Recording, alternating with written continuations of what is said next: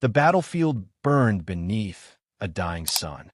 Ash drifted through the air, falling like black snow over the shattered ruins of Arak Prime.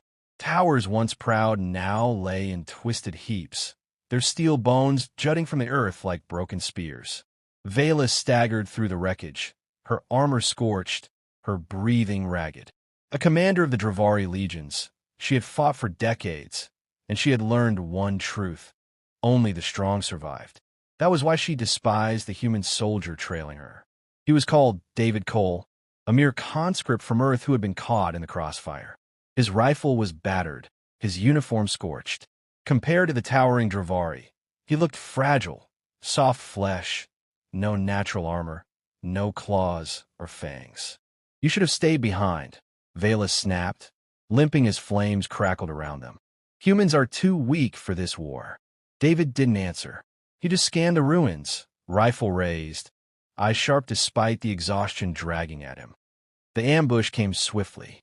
Dravari rebels, her own kind, twisted by betrayal, emerged from the smoke, plasma weapons flashing. Veyla roared, deflecting blasts with her shield, but a shot caught her leg. She collapsed with a scream, her armor sparking. The rebels advanced, snarling, certain of their kill.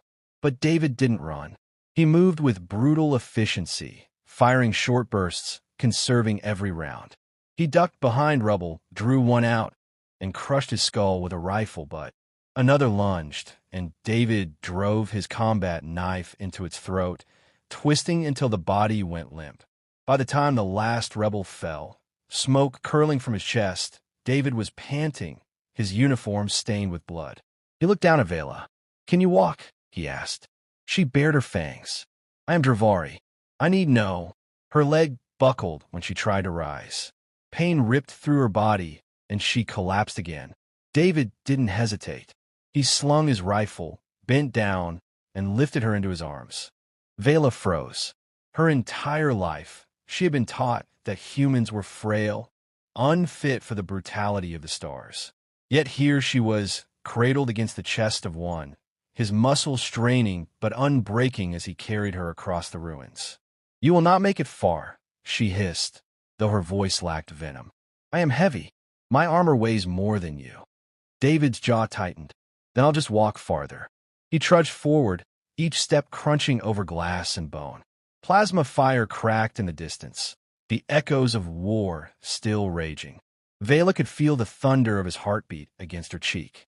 It was steady, strong, and absurdly calm for someone so deep in enemy territory.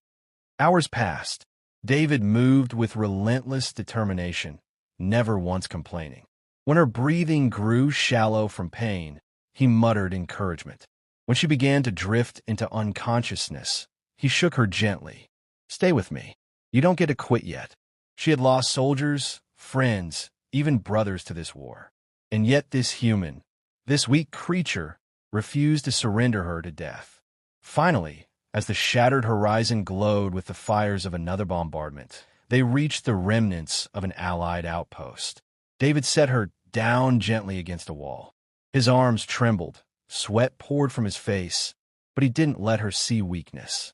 "You made it," he said, voice hoarse. Veyla stared at him, her chest rising and falling. For the first time, she saw not fragility, but will, an iron resilience that her kind had never understood. "You carried me," she whispered, more to herself than to him. David managed a tired grin. "Guess humans aren't as weak as you thought." The medics rushed to her side, lifting her onto a stretcher.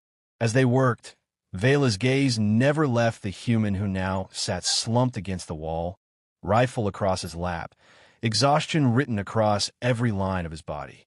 Strength, she realized, was not in size or armor. Strength was the will to rise when the world burned, to carry another when every muscle screamed to stop. The Dravari would never understand, but she did now. And as the outpost doors sealed behind them, shielding them from the firestorm outside, Veyla swore she would never again call a human weak.